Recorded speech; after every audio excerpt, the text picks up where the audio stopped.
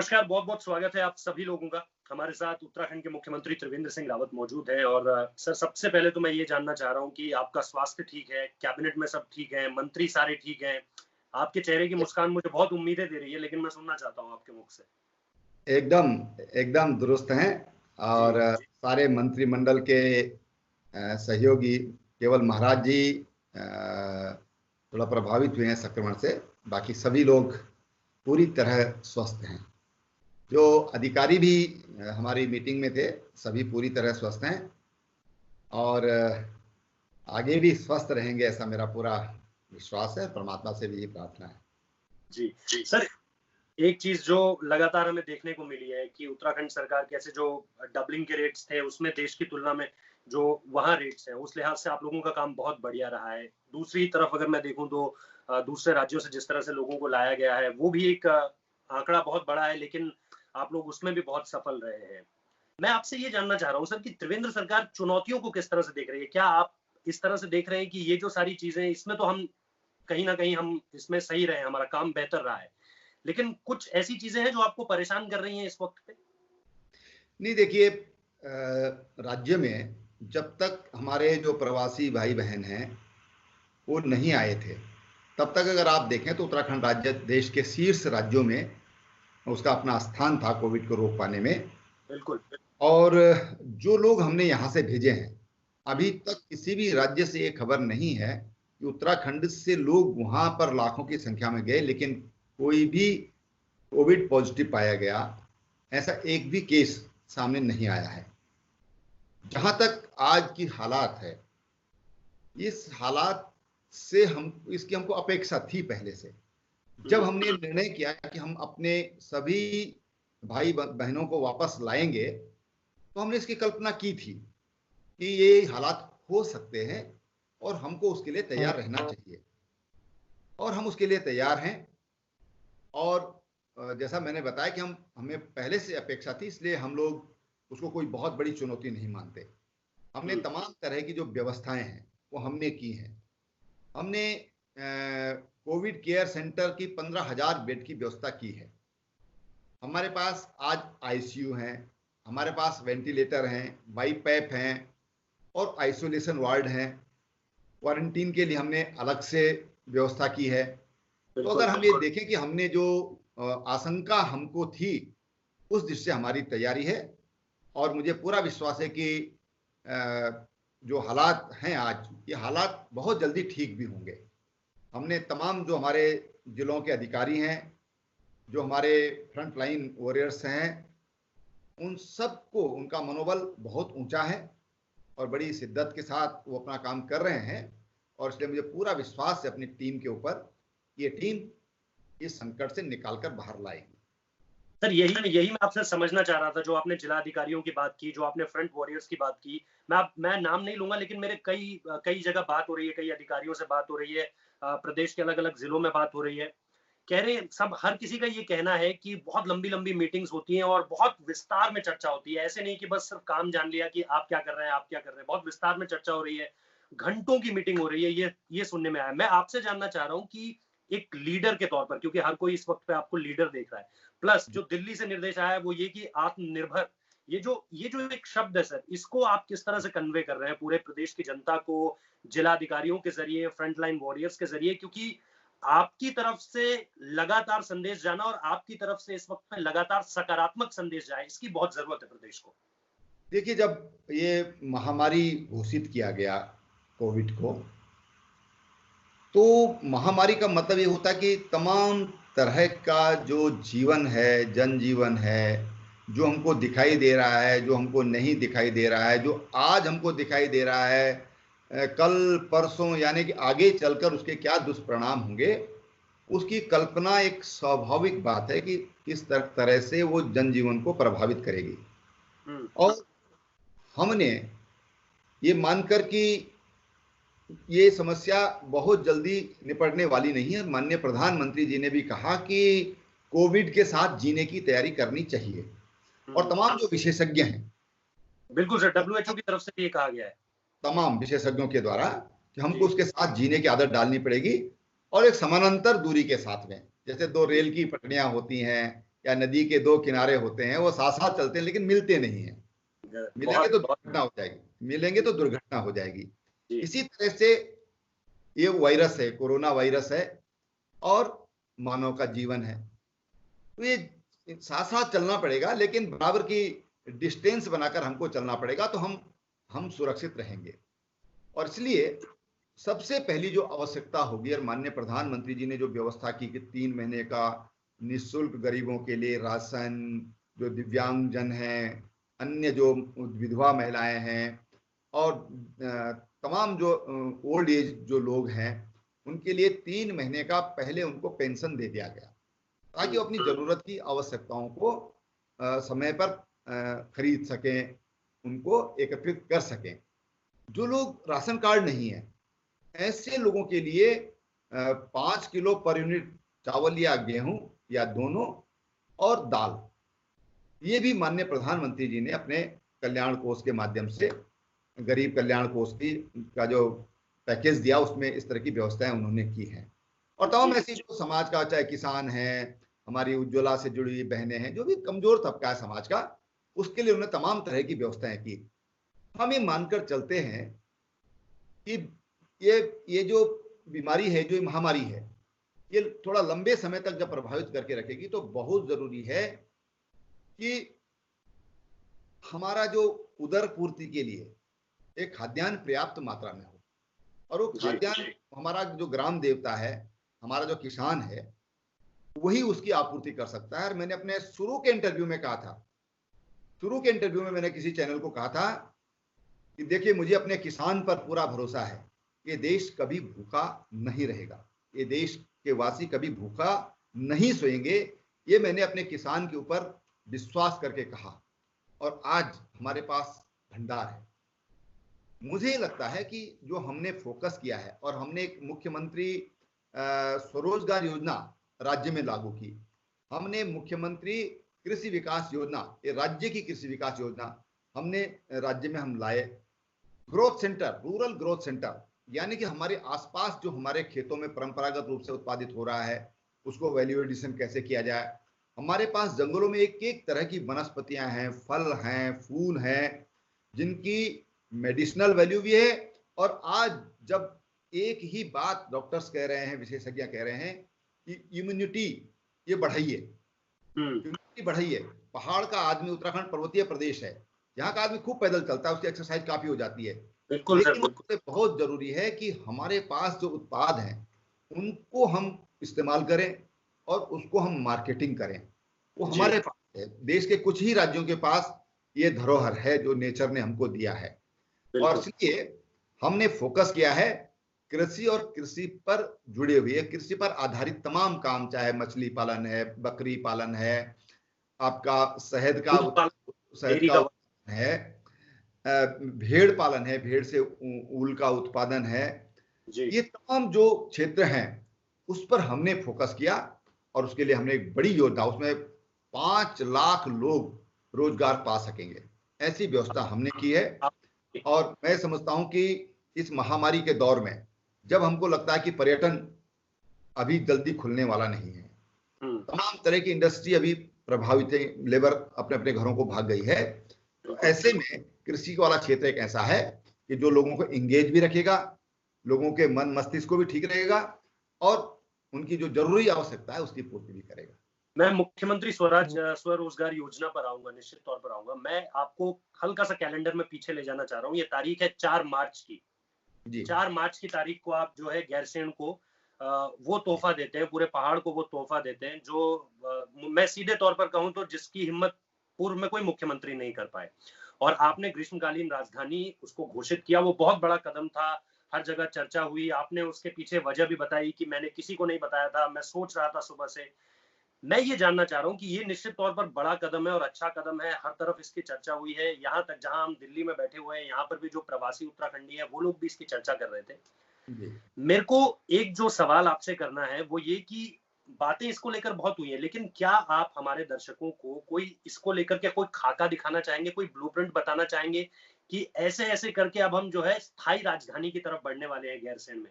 क्योंकि लोग ये कह रहे हैं कि ये 2 राजधानी का कॉन्सेप्ट तो मतलब हिमाचल में भी था, लेकिन वो धर्मशाला कोई चर्चा नहीं करता है उसकी। जम्मू कश्मीर अब खत्म ही हो गया है, नॉर्थ ईस्ट का कोई ऐसा मसला नहीं है। मैं आपसे सिर्फ इतना जानना चाह रहा हूँ कि अब विजन क्या है त्रिवेंद्र सरकार का गैरसैंण को लेकर? देखिए, जम्मू कश्मीर की बात अगर हम करें, श्रीनगर की अगर हम बात करें, तो एक वो बिल्कुल भिन्न परिस्थितियां वहाँ की हैं। और जब हिमाचल राज्य बना उस समय शिमला की स्थिति क्या थी, धर्मशाला की स्थिति क्या थी, वो बिल्कुल अलग हालात थे जी। और जम्मू कश्मीर का तो बात ही कुछ और है। बिल्कुल। लेकिन उत्तराखंड की स्थिति बिल्कुल भिन्न है। और हमारा ये मानना है कि कोई भी काम, बड़े काम जब किए जाते हैं तो सीढ़ी दर सीढ़ी उस पर आगे बढ़ा जाता है, सीढ़ी दर सीढ़ी उस पर आगे बढ़ा जाता है। बस पीछे नहीं खिसकना है, आगे बढ़ना है। और इस दृष्टि से हमने ग्रीष्मकालीन राजधानी के रूप में गैरसैंण की घोषणा की है। कोविड की वजह से कुछ बाधा हुई है, हमारी इसके लिए प्लानिंग है पूरी कि उसको किस ढंग से उसको विकसित किया जाएगा। और आज देखिए, मैंने जब कहा कि हम शिमला की बात करते हैं, हम कश्मीर की बात करते हैं, बिल्कुल भिन्न स्थिति। जब उत्तराखंड राज्य बना तब बिल्कुल भिन्न स्थिति थी। किसी को परिकल्पना नहीं थी कि रेल लाइन भी बद्रीनाथ जाएगी। किसी को ये परिकल्पना नहीं थी कि ऑल वेदर रोड उत्तराखंड में बनेगी। बिल्कुल बिल्कुल। आज जब हम ऋषिकेश से हमको अगर गैरसैंण जाना है और ऑल वेदर रोड बन जाने के बाद आधा टाइम में हम गैरसैंण पहुंच जाएंगे। आज गौचर में हवाई सेवा शुरू हो गई है। गैरसैंण में हमने हेलीपैड के लिए पैसा स्वीकृत किया है, वहां पर बहुत जल्दी हेलीपैड के टेंडर हो जाएंगे, हेलीपैड वहां पर बनना प्रारंभ हो जाएगा। और कर्णप्रयाग से गैरसैंण, गैरसैंण से चौखुटिया, गैरसैंण से दोराहाट, गैरसैंण से बागेश्वर, ये मोटर मार्ग बढ़िया बने, अच्छे मार्ग बने, लोग आराम से वहां पर और कम समय में वहां पर सुरक्षित रूप से पहुंच सके, उसकी भविष्य की प्लानिंग है। थोड़ा बाधा हुई है, हम लोग अब तक शायद काफी कुछ प्लान कर लेते। और हमने ये भी कहा है कि हमारी जो विधानसभा गैरसैंण होगी ये ई विधानसभा होगी, क्योंकि कई सवाल जो लोग उठाते हैं और जो विद्वान लोग उठाते हैं, उनका यह कहना है कि जब जम्मू से श्रीनगर राजधानी आती थी तो 20 दिन पहले से फाइल बननी शुरू हो जाती है और जब जाती हैं तो 20 दिन बाद पहुंचती हैं। सत्र जितने दिन रहेगा जम्मू में वो अलग टाइम है, यानी कि लगभग उनका कहना था कि 2 महीना ऐसे ही खराब हो जाता है जी। और 200 करोड़ रुपए का खर्चा आता है। अभी 200 करोड़ रुपए खर्चा आता है, अनुमान है, लोगों ने जो मुझे बताया है, जो जानकार लोग हैं जो मुझे उन्होंने बताया दिल्ली से, ठीक है, हमारी विधानसभा ये नहीं होगी कि हम उसको यहाँ से पूरा ट्रकों में लद कर फाइलें जा रही हैं, हम उसको ई विधानसभा बनाएंगे। हम यहाँ से खाली हाथ जाएंगे, गाड़ी से जाएंगे और वहां पर जाकर के हमारी विधानसभा होगी। और उस ओर हमने महत्वपूर्ण कदम उठाए हैं। अभी हमने देहरादून की विधानसभा में हमारे 16 डिपार्टमेंट ये ई ऑफिस हो गए हैं। हमारी जो कैबिनेट है वो ई कैबिनेट हो गई है, तो हम उसको सिंप्लीफाइड कर रहे हैं और ताकि जो सरकार का प्रदेश की जनता पर बोझ भी ना पड़े और जो प्रदेश की जनता की भावनाएं हैं उसका भी सम्मान हो सके। सर, क्या आप इसे एक तरह भी देख रहे हैं? क्योंकि मैंने ये गैरसैंण वाला सवाल इसीलिए पहले पूछा और मैं मुख्यमंत्री स्वरोजगार योजना पर अब आना चाहता हूँ कि एक सिल्वर लाइनिंग भी होती है, जब सिक्का उछलता है तो दोनों उसके पहलू होते हैं। ये कोरोना का दौर ऐसा दौर है जब उत्तराखंड को अपने लोग वापस मिल रहे हैं, प्रवासी जो है, कुछ लोग हैं, जैसे मैं ऋषिकेश से हूँ और अभी मुझे कोरोना हुआ था 18 तारीख को, मैं पॉजिटिव आया था, 3 टेस्ट मेरे पॉजिटिव आए, फिर मैं 28 तारीख को नेगेटिव आ गया और अब मैं होम क्वारंटीन में हूँ। तो कुछ लोग मजबूरी की वजह से रुके हुए हैं, कुछ लोग जिम्मेदारी की वजह से रुके हुए हैं, लेकिन अधिकतर मेरे को जो आंकड़ा मिला है वो 2 लाख के करीब लोग उत्तराखंड वापस पहुंच चुके हैं, ऐसा आंकड़ा मेरे पास है। तो ये जो अब लोग वापस आ रहे हैं, क्या अब आप ये समझ रहे हैं कि इन लोगों को मैं वापस नहीं जाने दूँगा, मेरे पास प्लानिंग है पूरी की पूरी, चाहे वो मुख्यमंत्री स्वरोजगार योजना हो, चाहे खेती के ज़रिए मैं इन्हें रोकूँ, चाहे जो आपने सारी बातें बताई कि दुग्ध पालन हो गया, डेयरी हो गया या सिंचाई का जो काम हो गया, इसको क्या आप एक मौके की तरह देख रहे हैं कि ये मेरे पास एक मौका है अपने लोगों को अपनी जगह पर रोकने का, गैरसैंण को अगर मैं डेवलप करता हूँ, तो वहाँ पर जो है लोग रुकेंगे, वहाँ पर industry, hotel industry, hospitality industry आ सकती है। ये एक गोल्डन मोमेंट है, अपॉर्चुनिटी है जो शायद पहले किसी को नहीं मिली, आपके पास है ये मौका। देखिए, अपना घर सबको अच्छा लगता है हम्म।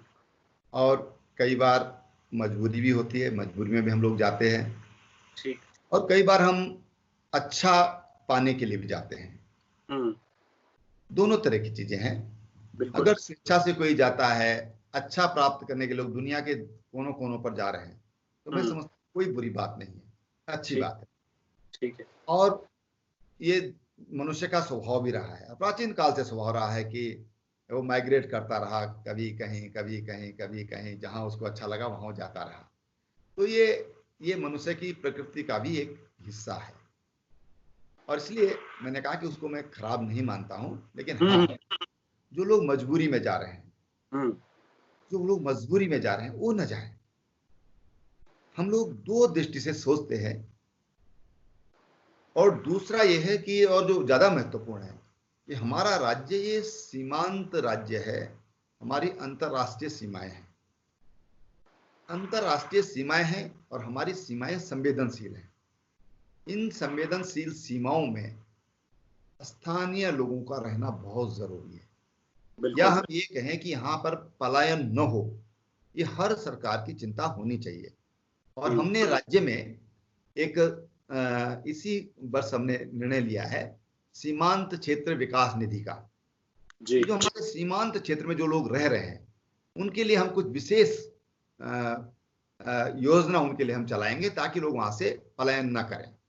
अब जो लोग अभी आज वापस आए हैं, इन 15-20 दिन में, 1-1.5 महीने में जो लोग वापस आए हैं, ये जो मुख्यमंत्री स्वरोजगार योजना है, इसमें ये लोग भी सम्मिलित होते हैं। बिल्कुल। बिल्कुल। हम जानते हैं कि हमारे काफी बड़ी संख्या में लोग ऐसे हैं कि जो हॉस्पिटलिटी के क्षेत्र में हैं, हाँ। बिल्कुल। और आज सबसे ज्यादा अगर कोई क्षेत्र प्रभावित हुआ है तो यही क्षेत्र प्रभावित हुआ है सबसे जी। ज्यादा। जी। होटल्स बंद हैं, रेस्टोरेंट बंद हैं, तमाम तरह की दिक्कतें, कब खुलेंगे, कितनी मात्रा में खुलेंगे, कितने लोग वहां पर उपभोक्ता के रूप में जाएंगे, ये एक इस पर अभी सवाल खड़े हैं। कब तक हालात सामान्य, कुछ कह नहीं सकते हैं अभी, क्योंकि सारा डायनामिक है मामला। बिल्कुल और सर। बिल्कुल इसलिए सर। हमने जो भी योजना यहाँ पर दी है, उसमें इन्हीं परिस्थितियों को देखते दी हुई है, अपने पहाड़ के हालात को देखते हुए दी है। अगर आप देखेंगे कि हरिद्वार से वापसी हरिद्वार के लिए बहुत कम लोगों की हुई है। हम्म। अगर देहरादून में वापसी हुई है तो देहरादून मैदानी भाग के लिए कम है, बल्कि जो पहाड़ी हिस्सा है देहरादून का, वहां जी। के लिए ज्यादा वापसी हुई है। ऐसे हम्म। पूरे प्रांत की स्थिति, और अधिसंख्य लोग, सर्वाधिक लोग अल्मोड़ा और पौड़ी जिले में जी। वापस आए हैं, जिनकी संख्या जी। लाखों में, दोनों मिला करके। तो ये हमारी जो रिवर्स माइग्रेशन हुआ है, या मजबूरी में जो लोग वापस आए हैं, ये उसकी हालात है। और इसलिए हमने पर्वतीय क्षेत्रों में, क्योंकि हमारे बहुत छोटे छोटे खेत है, हमारे छोटे छोटे घर हैं, हमारे यहाँ जो तमाम जो इंफ्रास्ट्रक्चर चाहिए, वो उसके लिए हमारे पास कोई बहुत विस्तृत बड़ा भूभाग नहीं है। तो जी। हमने उसी हिसाब से योजनाएं बनाई हैं। जैसे बैकयार्ड पोल्ट्री है, हम आराम हम्म। से कर सकते हैं। हम बकरी पालन हम बहुत आराम से कर सकते हैं। हम जो हमारे यहाँ जो उत्पाद हैं, उनकी फूड प्रोसेसिंग हम इजीली कर सकते हैं। हम डेयरी का काम बड़ा इजीली कर सकते हैं। और आपको मैं बताऊं, एक बहुत आपको अच्छा लगेगा कि जो हमारी पहाड़ी गाय है, उसको हमने नाम दिया है बद्री गाय। अगर आप गूगल पे सर्च करेंगे तो पहाड़ी हमारी छोटी सी गाय वो सामने आ जाएगी। जी। और इसका जो A2 मिल्क है, इसका आज हम 900 रुपए किलो इसका घी बेच रहे हैं अच्छा। कर्नाटक को। और कर्नाटक उसमें 1500 रुपए बेच रहा है, कोई उसको 2000 रुपए बेच रहा है। जैसे अभी हमने उस पर एक फार्म हमने नदियाल गांव चंपावत में बनाया, जिसमें अपनी इस ब्रीड को हम डेवलप कर रहे हैं, अपग्रेड कर रहे हैं। ये हमारे गांव के लिए, हमारी गांव की आर्थिकी के लिए आधार बनेगा। मेरिनो भेड़ हम लाए अफ्रीका, सॉरी ऑस्ट्रेलिया से, जी और 240 के करीब भेड़ लाए हम। हमारी जो भेड़ है वो 300-400 ग्राम ऊल उस पर साल भर में निकलता है। जी। इसका जो ऊल है वो लगभग 5-6 किलो इस पर ऊल सालाना निकलता है। और अच्छा। भेड़ की तंदुरुस्ती भी बहुत अच्छी है। और हमारे यहाँ आप आश्चर्य करेंगे, अभी पहली उसकी शेयरिंग हुई है, अभी हफ्ता 10 दिन पहले। वो जो क्वालिटी ऑस्ट्रेलिया में है वही क्वालिटी यहाँ पर भी है। अच्छा। उसकी थिकनेस, उसकी लेंथ, उसकी जो फाइननेस जो उसमें है, वो सब ऑस्ट्रेलिया का एकदम डिटो है कहना चाहिए। वो हम यहाँ पर लाए हैं।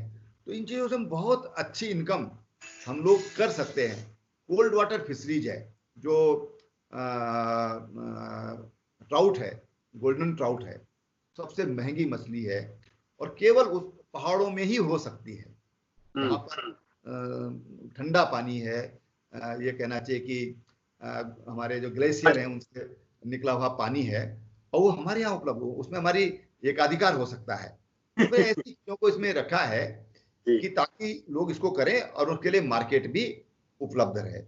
कुल मिलाकर अगर हम ये कहें, हमारी परिकल्पना ये है कि भविष्य में हम हिमालयन ब्रांड करके और देश में अपने उत्पादों को मार्केटिंग कर सकें। टफ डिसीजन मेकर की आपकी छवि रही है। आपने, चाहे मैंने गैरसैंण का मुद्दा बताऊं, देवस्थानम बोर्ड का मुद्दा बताऊं, ये ऐसे मुद्दे हैं जिनको लेकर के कोई ढंग से बात भी नहीं करता था। आपने इन पर फैसले लिए। मैं ये चाहता हूं सर, जानना चाहता हूं कि क्या अब सरकार ये भी सोच रही है कि राज्य में जो खास तौर पे हेल्थ सेक्टर है उस पे अब आप, निश्चित तौर पर आपके पहले भी नजर रही होगी, लेकिन अब जो है आप हर चीज बहुत बारीकी से देख रहे होंगे।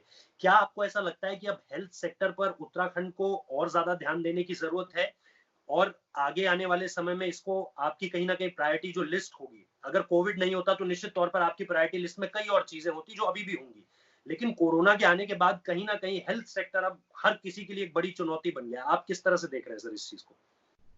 निश्चित रूप से कोविड ने बहुत चेताया है, बहुत ज्यादा जागरूक किया है। और हमने इस दौरान तमाम सुधार अपने स्वास्थ्य विभाग की नीतिगत निर्णय लिए हैं जी। और जब हमने 3 साल 3.5 साल पहले ये सरकार बनी थी, तो आप आश्चर्य करेंगे कि हमारे यहाँ लगभग 2750 पोस्ट हैं, उनमें केवल 1100 से भी कम डॉक्टर हमारे यहाँ थे। आज तक हमारे पास 2400 के करीब डॉक्टर हैं जी। और इस कोविड के दौरान हमने 400 नए डॉक्टरों की भर्ती हमने इस दौरान की है जी। तो पैरा मेडिकल स्टाफ है उसकी भी हमने भर्ती की है। हमने आज हमारे प्रत्येक जिले में आईसीयू हैं, हमारे पास वेंटिलेटर हैं, जो कि हमारे पास एक भी डिस्ट्रिक्ट हॉस्पिटल में हमारे पास नहीं था। हमने उसकी पूरी व्यवस्था की है। इस दौरान हमारे 3 मेडिकल कॉलेज, जिनका पैसा भी हमारे पास आ गया है, रुद्रपुर, उधम सिंह नगर जिले में, हरिद्वार में और तीसरा पिथौरागढ़ में, ये 3 मेडिकल कॉलेज हमारे स्वीकृत हो गए और उनके लिए हमने पैसा भी दे दिया है। हल्द्वानी में हमारा कैंसर हॉस्पिटल के लिए, देहरादून में एक सुपर स्पेशलिटी जच्चा बच्चा हॉस्पिटल, उसके लिए हमारे पास पैसा भी आ गया है। ऐसे हरिद्वार में भी हमने 100 बेड बढ़ाए हैं। ऐसे हर जिले में हमने नर्सिंग कॉलेज, डॉक्टर के लिए ट्रांजिट हॉस्टल, ये सब हम लोगों ने बनाए हैं, क्योंकि हमारा मानना है कि जो डॉक्टर्स हमारे आते हैं, अगर उनके लिए ठीक से रहने की व्यवस्था नहीं होगी तो फिर वो अपना प्राइवेट प्रैक्टिस में निकल जाते हैं। बिल्कुल। ये हमने उनको रोकने के लिए हमने व्यवस्था की है। अभी हम और कुछ भी हमारे मन में है कि श्रीनगर मेडिकल कॉलेज है, पिथौरागढ़ मेडिकल कॉलेज है, अल्मोड़ा मेडिकल कॉलेज है, वहाँ पर फैकल्टी कैसे रुक सकती है, अच्छी फैकल्टी, उसके लिए भी हम बहुत जल्दी निर्णय लेंगे ताकि हमारी जो स्वास्थ्य सेवाएं हैं वो और बेहतर से बेहतर हो सकें। आपको आश्चर्य होगा कि श्रीनगर मेडिकल कॉलेज हो चाहे देहरादून का मेडिकल कॉलेज हो, वहां पर परमानेंट फैकल्टी नहीं थी, कभी इसकी चिंता ही नहीं हुई। जी। जी। अभी वहां पर कोई अगर लेक्चरर भर्ती होता है श्रीनगर में, तो वो बीच की पोस्ट ही वहां पर क्रिएट नहीं की गई और वो रीडर नहीं बन सकता, और रीडर जब तक नहीं बनेगा वो प्रोफेसर बन नहीं सकता, तो फिर क्यों वहां पर कोई टिकेगा। तो इस तरह की जो चीजें अभी सामने आई हैं उनको हम सुधार कर रहे हैं बाकी हमने तमाम अभी अभी इन 3-4 दिनों में ही लगभग 350 करोड़ रुपया हमने मेडिकल सेक्टर को रिलीज किया है। 3-4 दिन की बात कर रहा हूं मैं। तो हमारा पूरा फोकस है, और मैंने तो स्वयं इस पीड़ा को झेला है। गांव में रहा हूं, गांव में रहा हूं, और अपने परिवार में मैंने इस चीज को स्वयं, मैं कह सकता हूं कि मैंने भुगता है। और इसलिए हमने, चाहे अटल आयुष्मान उत्तराखंड योजना हम लाए होंगे कि हमने प्रत्येक उत्तराखंडी को 5 लाख का हेल्थ कवरेज दिया है। ये तमाम जो पीड़ाएं हमने झेली हैं, जो हमने स्वयं जिनको भुगता है, शायद स्वास्थ्य विभाग मैंने अपने पास इसीलिए रखा कि ये स्वास्थ्य विभाग मेरी निगरानी में रहेगा तो मैं इसको ज्यादा फोकस कर पाऊंगा और अधिकारियों का सर एक आखिरी सवाल बस आपसे। जी। आखिरी सवाल ये है सर कि अब आने वाले जो निश्चित तौर पर आपके 3 साल रहे, 3 साल से ज्यादा का समय हो चुका है, और मैं उस दौरान भी 3 साल पहले भी वहां पे मौजूद था जब आपने शपथ ली, मैंने आपका इंटरव्यू भी किया था उत्तराखंड सदन में। उसके बाद से मैं अगर आज पहुंच जाऊं, और अब आने वाले 2 साल से ये बस आपसे जानना चाहता हूं कि कोविड को अगर मैं एक तरफ रख दूं, तो त्रिवेंद्र रावत सरकार की आने वाले 2 सालों में प्रायोरिटी लिस्ट में क्या है सर, प्राथमिकता में क्या है? देखिए, हमारी प्राथमिकता में हमारा युवा है जी। और हमने ये घोषणा किया था कि हम इस वर्ष को रोजगार वर्ष के रूप में हम मनाएंगे, और हमने तमाम जो भर्तियां हैं वो भी शुरू किया था।